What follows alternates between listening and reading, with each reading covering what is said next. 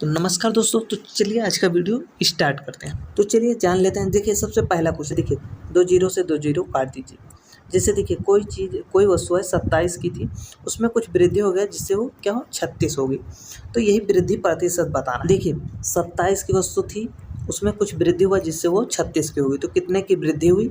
9 की वृद्धि हुई। कितने पे? 27 पे। और गुणे में हो जाएगा 100। बस ऐसे क्वेश्चन को इस प्रकार से कर सकते हैं। इसमें तो कुछ करना ही नहीं। जैसे 9 त्रिक 27, और 100 को जब 3 से डिवाइड करेंगे तो 33 सही 33 ही होगा, इतना परसेंट हो जाएगा। बस यही आपका उत्तर हो गया। तो 33 सही 33 ऑप्शन नंबर बी में दिया हुआ है। बहुत ही सिंपल क्वेश्चन था।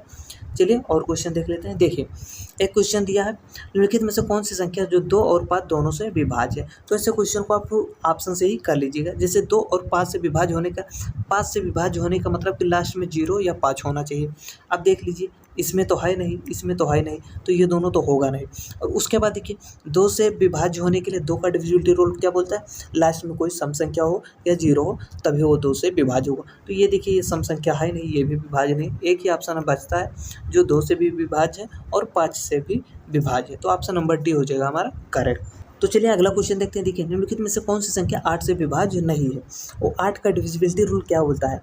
आप अगर एक को आप 8 से भाग करके चेक करेंगे तब तो बहुत समय लगेगा, और डिविजिबिलिटी रूल पता है तो कुछ ही सेकंड में आप ऐसे क्वेश्चन को कर पाएंगे।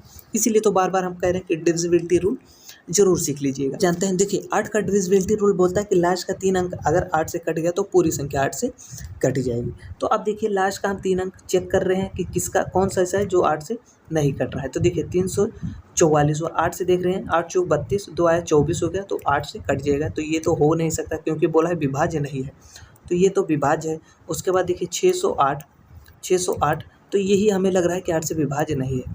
8 सते 56, 4 आया तो 48 हो गया, तो 8 से ये भी कट जाएगा, तो ये भी नहीं हो सकता। फिर देखिए 497, 8 से इसे देखेंगे तो 8 छक 48, एक आया 17 हुआ, तो 17 8 से नहीं कटेगा। तो यही एक ऑप्शन ऐसा है जो क्या है कि 8 से विभाज्य नहीं है। बाकी सब क्या है 8 से विभाज्य है। जैसे ये देख लेते हैं, ये भी देख लेते हैं। जैसे 544 है 8 से, तो 8 छक 48, 48 और 6 कितना होता है 54, 6 आया तो कितना हो 64, 8 अठाएँ 64, जो कि ये भी कट जाएगा।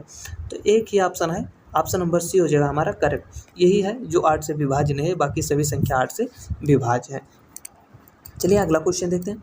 देखिए अगला क्वेश्चन दिया हुआ है, निम्नलिखित में से कौन सा के का मान हो सकता है। इन चारों में से कौन सा के का मान हो सकता है जिससे कि संख्या इतना 6 से विभाज्य हो जाए।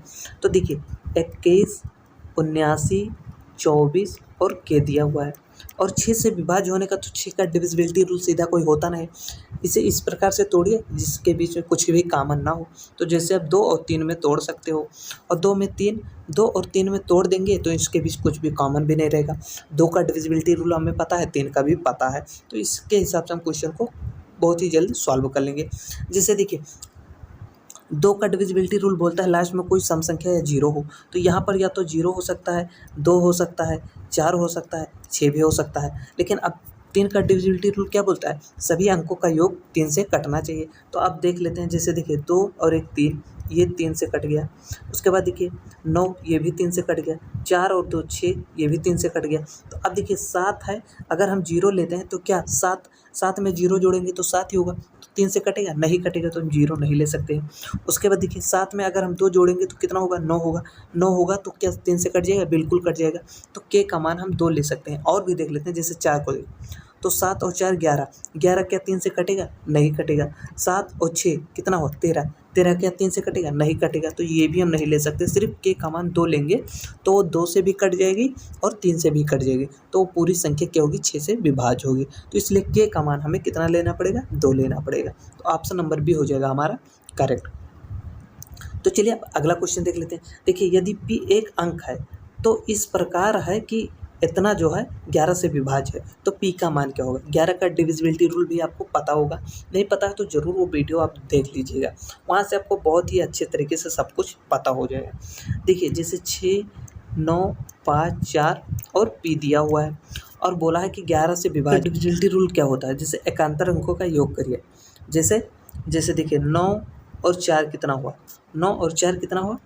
13 हुआ, 13। फिर उसके बाद जो बचा है उसका भी हम योग करेंगे। जैसे देखिए 6, 5, 11, 11 और पी बचा तो 11 प्लस पी, 11 प्लस पी, ये हो गया। और इनका डिफरेंट है, जो इनका अंतर क्या होगा, या तो 0 होना चाहिए या फिर 11 आना चाहिए या फिर 11 का कोई मल्टीपल होना चाहिए। तो देखिए इधर 13 है और यहाँ 11 दिया है, और पी का मान हमेशा क्या लें कि ये भी 13 हो जाए। बस 13 में से 13 घटाएंगे तो 0 हो जाएगा, 0 बन गया तो 11 से विभाज्य होगी। तो पी का मान अगर हम 2 लेते हैं तो 11 तो 13 हो जाएगा, और 13 में से 13 घटाएंगे तो हो जाएगा कितना, 0। बस यही हमें पता करना था, पी का मान क्या लेना पड़ेगा। तो पी का मान अगर हम 2 लेते हैं तो पूरी संख्या 11 से विभाज्य हो जाएगी। तो यही था कि पी का मान क्या लें जिससे कि ये संख्या जो है 11 से विभाज्य होगी। तो पी का मान 2 लेंगे तो ये 11 से विभाज्य हो जाएगी।